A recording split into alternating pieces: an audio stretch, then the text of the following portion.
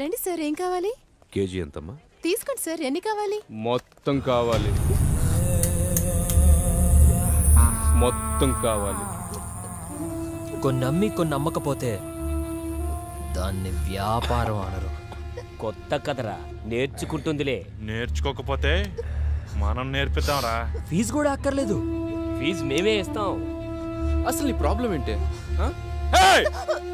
అసలు ఏంటి నీ ప్రాబ్లం? ఇప్పుడు గారు మంతో తిరిగా ఒక్కొక్కదానికి ఒక్కొక్క రోజే, కానీ నీకోసం 6 నెలలు 6 నెలలు తిరుగుతానే ఉన్నా.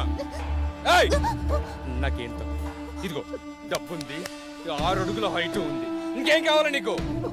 ఇదిగో క్యాష్ అంతా నీకు, బ్లాంక్ చెక్ నీకు ఎంత కావాలంత రాసుకో. నీ ఇంకొక 10 నిమిషాలు టైం ఇస్తాను, 10 నిమిషాలు. ఒప్పుకోకపోతే ఎత్తుకెళ్తా.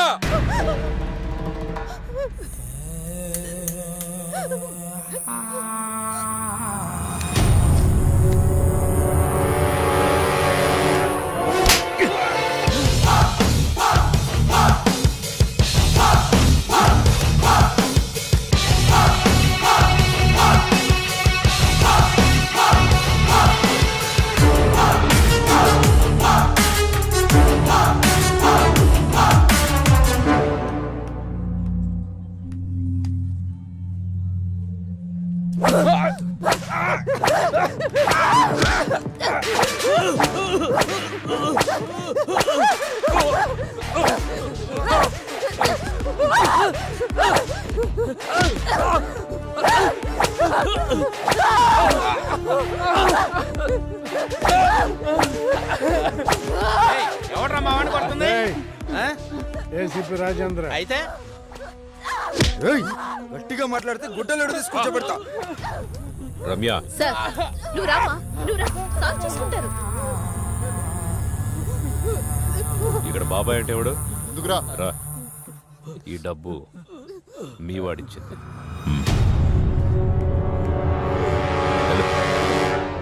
రామ్మా. సార్ తప్పైపోయింది సార్, ప్లీజ్ సార్, ప్లీజ్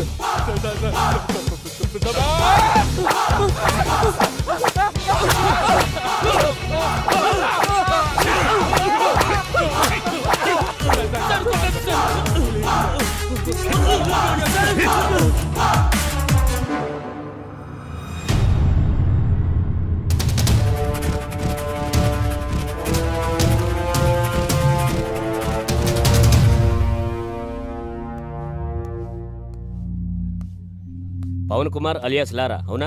వెళ్ళి అక్కడ కూర్చో. నమస్తేనా? నమస్తే తమ్ముడు. దా తమ్ముడు, ఇది చాలా మామూలు. కొత్తగా వచ్చిన ప్రతి ఒక్కరూ ఇలానే పిలుస్తారు, వార్నింగ్ ఇస్తారు, మనం విని వెళ్ళిపోతాం. సైరన్ రమేష్, అవునా? అటెలు. నమస్తే సైరన్. సైరన్ అని సిటీలో పెద్ద రౌడీ షీటర్. ఈ సిటీలో ఎక్కడ ఏం జరిగినా సరే పంచాయతీకి మనోడి దగ్గర రావాల్సిందే, మనోడు సెటిల్ చేయాల్సిందే. అల్లా యేసు ఓం నమ శివాయ. వీరదాసు రాసుకో. అందరూ ఇక్కడే ఉన్నారు, నాకు తెలుసు మీరు వస్తారని. నమస్తే సార్. సార్, మీరు మీటింగులు పెట్టాల్సిన పనే లేదు. ఏసీపీ గారి సిన్సియారిటీ మొత్తం తెలిసిపోయింది. ఏసీపీ గారు ఇక్కడే ఉండాలని దేవుణ్ణి మొక్కొని వస్తున్నాను. తీసుకోండి సార్. ఏంటయ్యా, ఏ రౌడీ అయినా సిన్సియర్ పోలీస్ ఆఫీసర్ ట్రాన్స్ఫర్ అవ్వాలని కోరుకుంటారు. నువ్వేంటి ఇక్కడే ఉండాలని కోరుకుంటున్నావు? సార్, నేను మొదట్లో అలాగే అనుకున్నా. పోలీసులు మనోళ్ళు అయితే కేసులు తీసేస్తారు, కానీ కక్షలు ఇక్కడ దాకా వచ్చాగుతాయి. రాసుంటే బతుకుతాం, లేకపోతే పోతాం. అందుకే ఏసీపీ గారు ఇక్కడే ఉండాలని దేవుణ్ణి మొక్కున్నాను సార్. మణికంఠ, అవునా? లోపలికి వెళ్ళండి. నమస్తే అన్నా. నిన్ను కూడా పిలిచారా? కూర్చోండి. నమస్తే అన్నా. మణి అని ఓల్డ్ రౌడీ షీటర్. ఒకప్పుడు పెద్ద ముదురు, ఇప్పుడు సాధువులా మారిపోయాడు.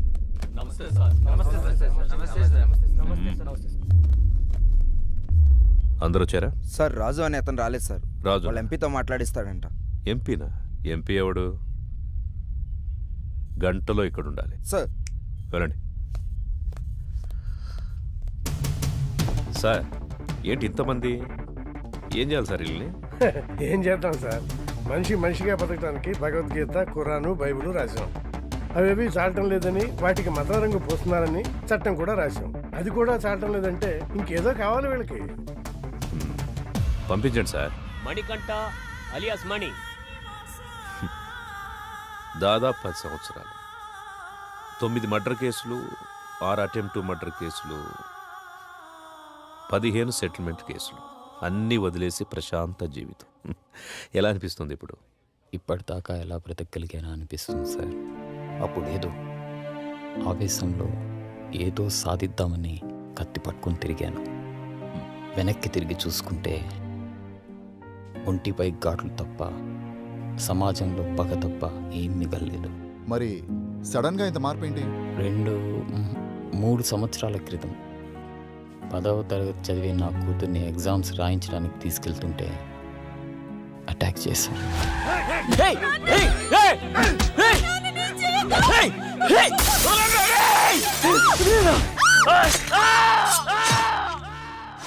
భయం వేసింది. హాస్పిటల్లో చేరాం. వాళ్ళు ఎందుకు పొడిచారు నాన్న? నా కూతురు అడిగింది.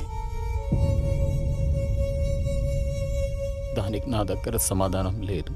మొత్తం 29 కేసులు, 25 కేసులు కొట్టేశారు. 2 మర్డర్ కేసులు, 2 అటెంప్ట్ మర్డర్ కేసులు ఇంకా పెండింగ్లో ఉన్నాయి. అన్ని కేసులు ఎలా సాల్వ్ చేసుకోగలిగారు? ఎమ్మెల్యే గారే దగ్గరుండి అందరినీ పిలిపించారు. కొంతమందికి నష్టపరిహారంగా డబ్బులు ఇచ్చాను. ప్రాణాలైతే ఇవ్వలేను. కొంతమంది కాళ్ళు పట్టుకోమన్నారు.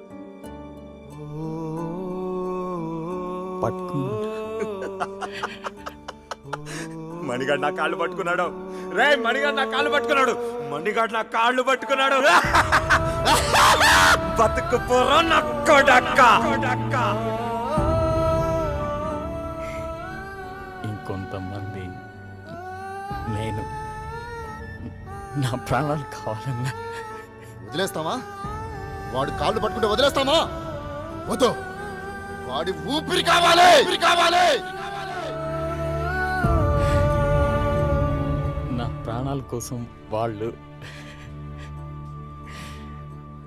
వాళ్ళ క్షమభిక్ష కోసం నేను ఎదురు చూస్తున్నాను సార్. జనాల్ని ఇంత భయపెట్టారు కదా, జనం ఎలా నమ్ముతారు ఇప్పుడు మిమ్మల్ని? ఒక మనిషే నమ్మలేని ఈ రోజుల్లో